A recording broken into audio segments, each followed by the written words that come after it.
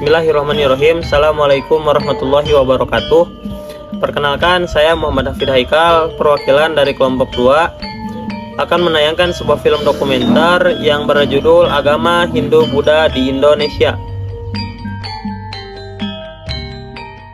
Bayangin, kita lagi berdiri di depan sebuah candi tua, angin berhembus pelan, suasana tenang, dan dinding batu yang tersusun rapi seolah menyimpan cerita dari ratusan bahkan ribuan tahun yang lalu.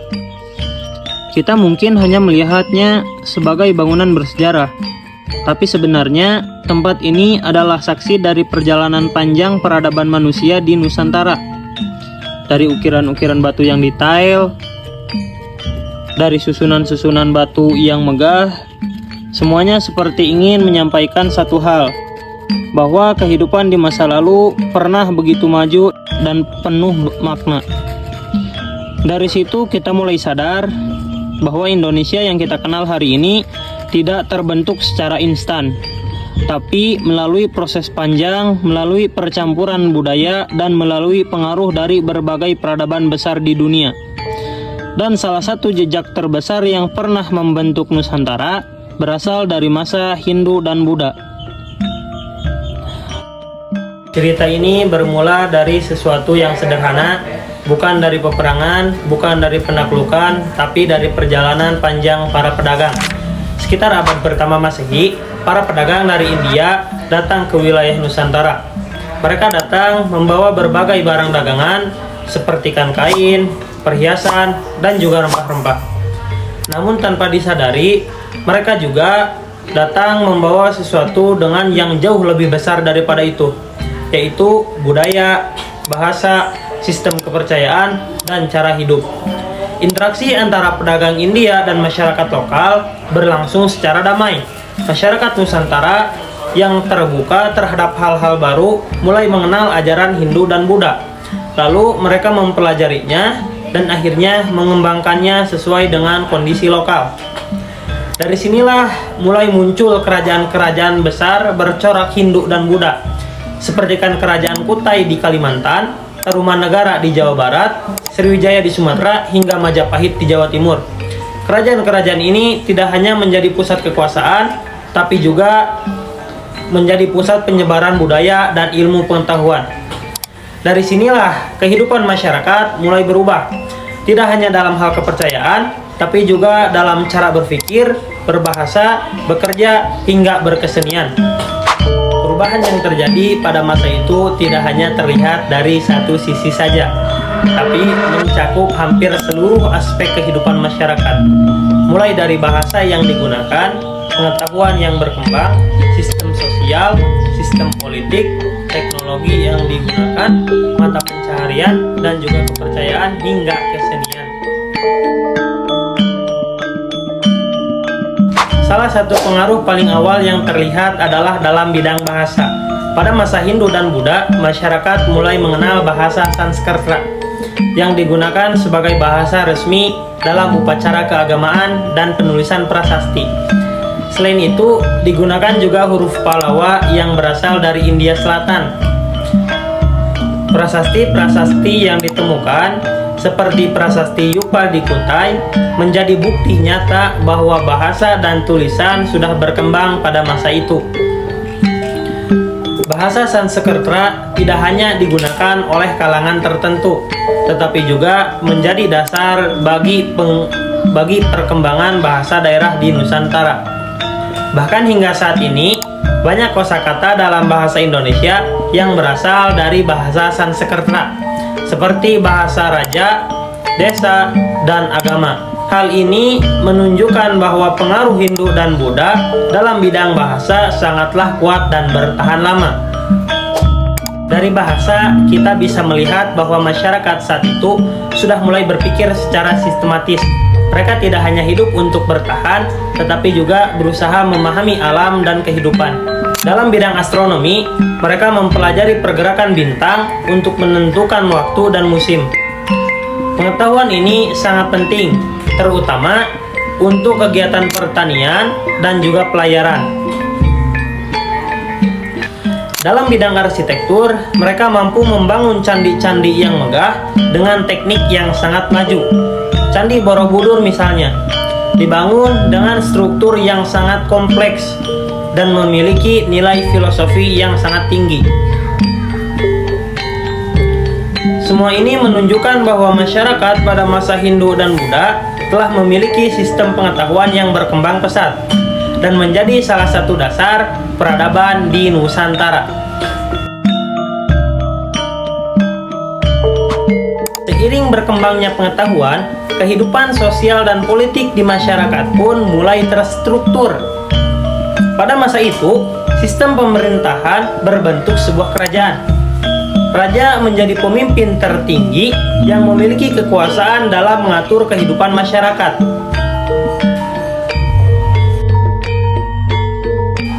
Dalam ajaran Hindu, raja sering dianggap sebagai titisan dewa, sehingga memiliki kedudukan yang sangat dihormati.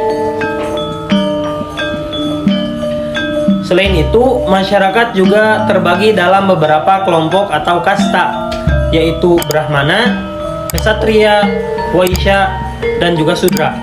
Setiap kelompok memiliki peran dan tanggung jawab masing-masing.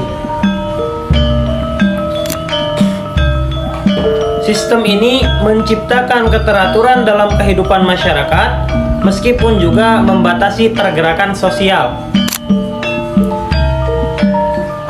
Namun, secara keseluruhan, sistem sosial dan politik pada masa itu mampu menjaga stabilitas dan perkembangan kerajaan.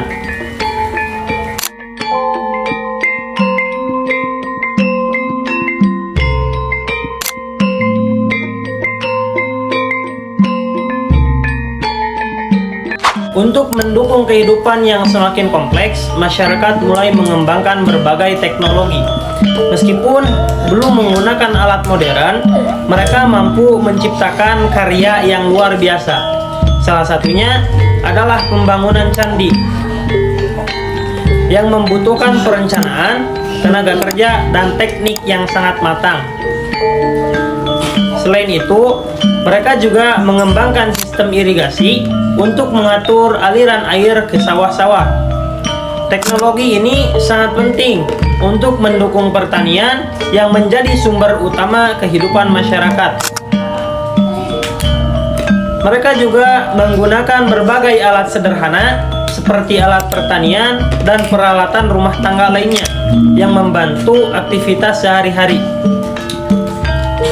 Semua ini menunjukkan bahwa teknologi pada masa itu sudah berkembang sesuai dengan kebutuhan masyarakat.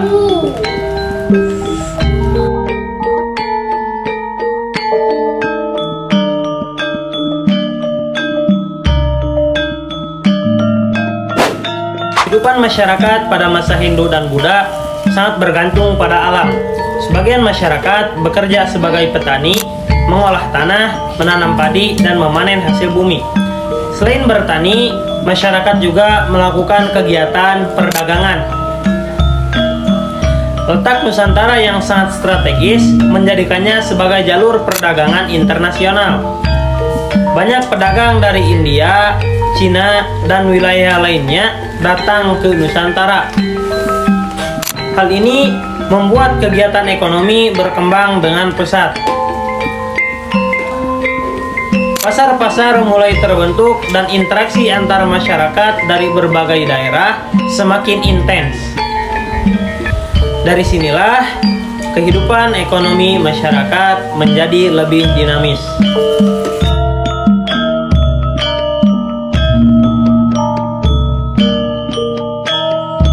Di tengah semua aktivitas tersebut, kepercayaan menjadi bagian yang paling penting dalam kehidupan masyarakat. Dalam ajaran Hindu, masyarakat mengenal banyak dewa seperti Brahma sebagai pencipta, Wisnu sebagai pemelihara, dan Siwa sebagai perusak. Sedangkan dalam ajaran Buddha, fokus utama adalah pada kehidupan Siddhartha Gautama dan pencapaian pencerahan untuk mengakhiri penderitaan. Namun yang menarik, ajaran Hindu dan Buddha tidak sepenuhnya menggantikan kepercayaan lokal. justru terjadi perpaduan antara ajaran baru dengan tradisi yang sudah ada sebelumnya.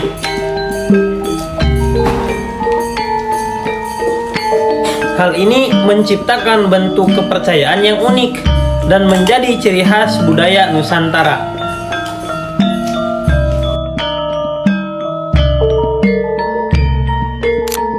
Perpaduan antara kepercayaan, pengetahuan, dan kehidupan sehari-hari akhirnya melahirkan berbagai bentuk kesenian. Salah satu yang paling menonjol adalah seni ukir pada dinding candi yang menggambarkan berbagai cerita dan ajaran. Kisah-kisah seperti Ramayana dan Mahabharata diabadikan dalam bentuk relief dan juga pertunjukan wayang. Selain itu, seni tari, musik, dan arsitektur juga berkembang pesat. Kesenian tidak hanya menjadi hiburan, tetapi juga menjadi sarana untuk menyampaikan nilai-nilai kehidupan dan ajaran moral. Hingga saat ini, banyak kesenian tersebut yang masih dilestarikan oleh masyarakat Indonesia.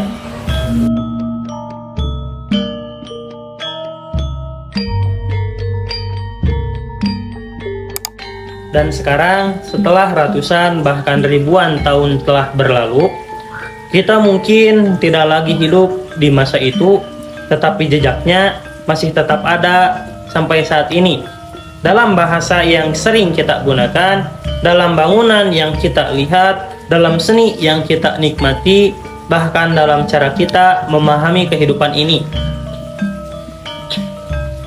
Dari sini kita bisa belajar bahwa sejarah bukan hanya tentang masa lalu, bukan hanya tentang peradaban zaman dahulu, tetapi juga tentang siapa kita pada saat ini dan bagaimana kita melangkah ke masa depan.